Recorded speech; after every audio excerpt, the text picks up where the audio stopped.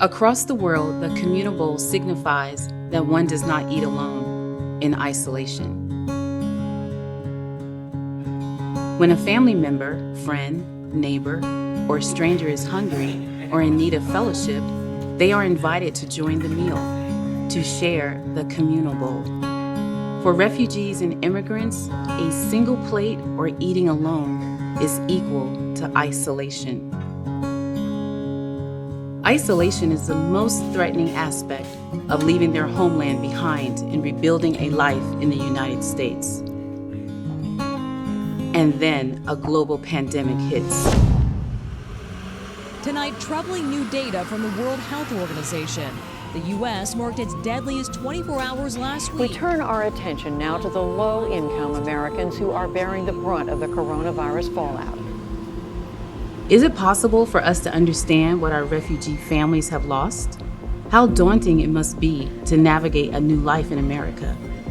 At Lutheran Community Services Northwest, we witness the enormous challenges of learning English, of supporting a family, of children assimilating quickly and leaving parents behind, shopping, cooking, transportation to appointments, and the biggest hurdle of all is understanding basic social norms. When is it appropriate to make physical contact? When do you speak up? How do I get information about this virus and conform to social distancing? But during difficult and uncertain times, how do families cope? All over the world, in Africa, the Middle East, in Asia, families come together at mealtime and they share. They support each other at the communal bowl. At Lutheran Community Services Northwest, we set the table for refugee families by giving them the emotional and practical support they need to rebuild their lives. Through the pandemic and all the other barriers to integration, we are there.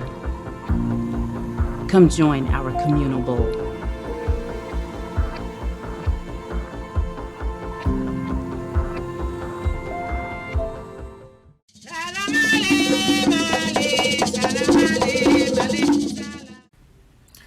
Hello and welcome. I am Jae Gang, District Director for North Puget Sound at Lutheran Community Services Northwest. Thank you for joining us today for Taste of the World, to honor World Refugee Day and raise funds for Refugees Northwest programs. I'd like to extend a special thank you to Food Innovation Network and the 5 restaurants from their Spice Bridge program who provided the food you may have picked up today. Theories Cambodian Food, Taste of Congo, Afela Jollof Catering, Suzvin, and Uha Ethiopian American Cuisine. I'd also like to thank 3 of Cups Winery in Woodinville for the delicious wines we had today. I am relatively new to Lutheran, having joined the agency in December of 2020.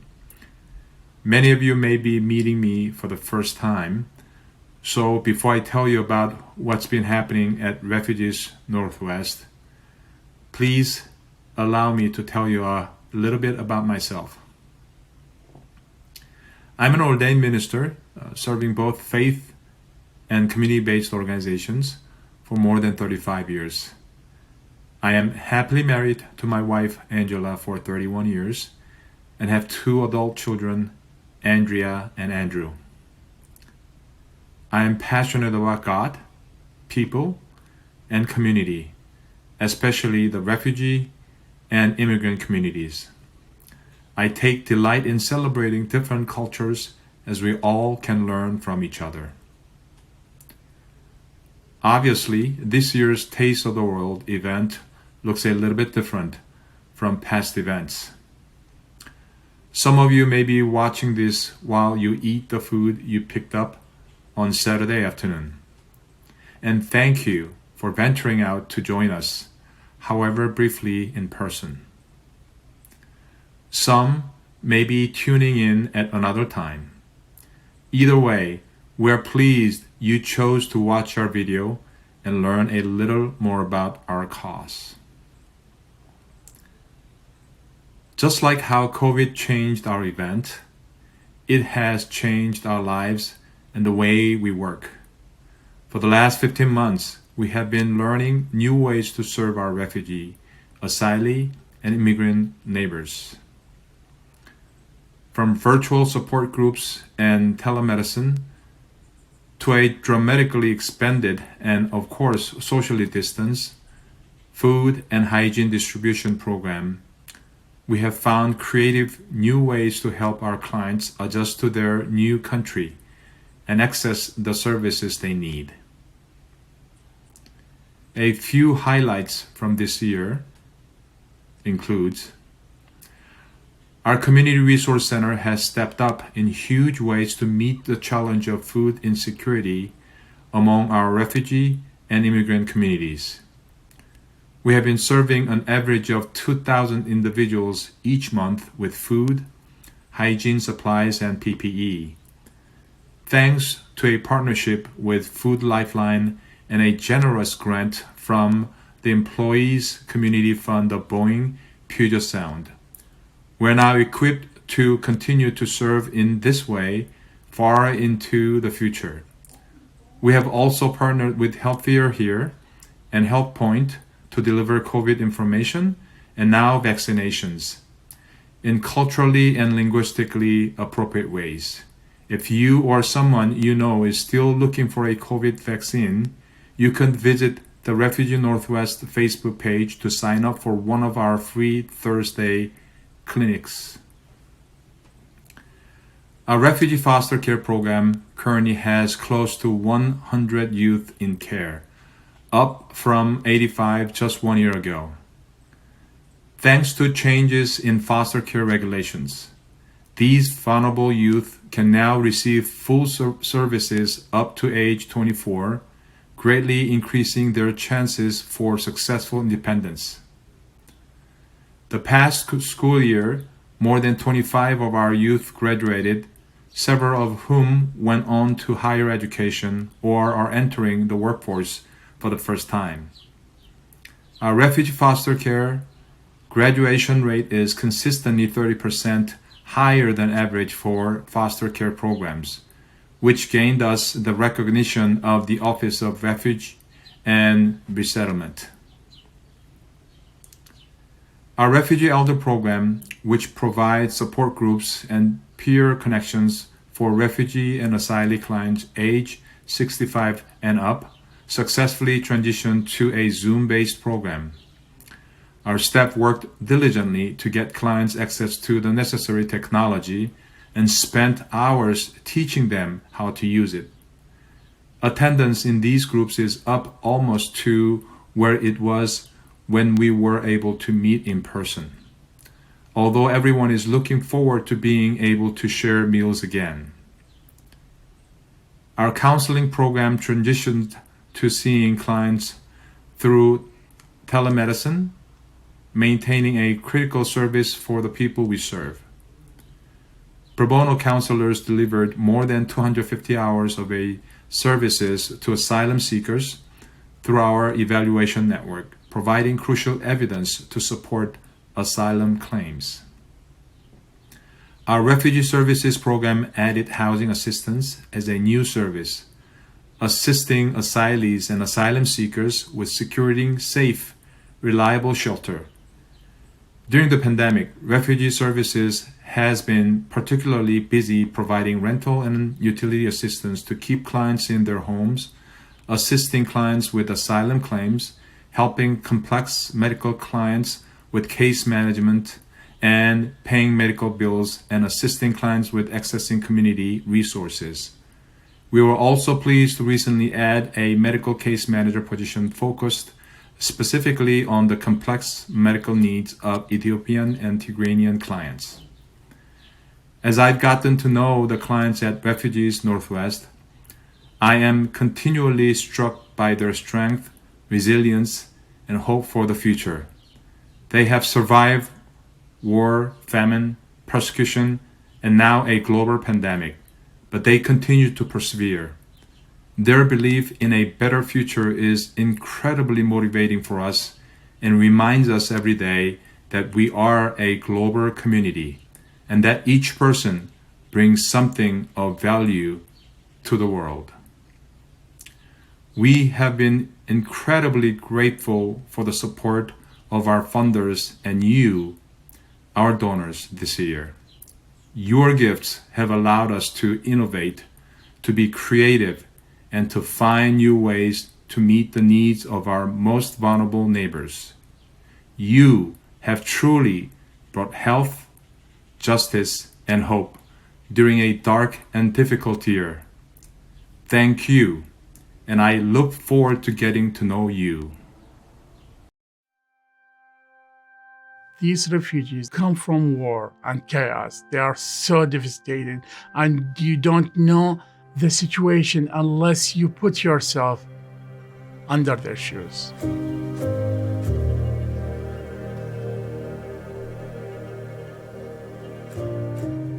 I came as here as a refugees, and I came as broken. And when I saw myself too, I want to transfer these experiences to my clients. We are this thread or this bridge between the East culture to the West culture, to let these refugees understand and accept the Western culture, and we let the Western to understand what is the East culture and help them again on their feet, because they lost everything in the war. The majority of the time, the clients who are coming in here just really want to be heard. My role as a navigator really is to work one-on-one with the homeless community, build a relationship with them, and figure out how to get them into housing in a creative way. One particular client, she is a senior. The first day that I met her, she was very sad. Had a lot of thoughts that were not the very best thoughts. I see her crying sometimes and she's like, "I'm sorry, Maria, I don't mean to cry." I'm like, no, do not apologize. Bring whatever emotion you have to offer and we'll figure out what we need to do. And it's just, I think for me, that particular client is what keeps me coming back.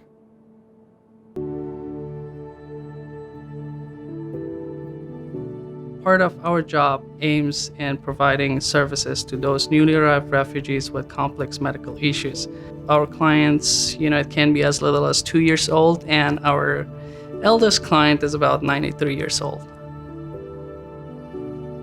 Me being a refugee here in this country, that keeps me coming back to work here every day with one vision and goal of helping others who are in need.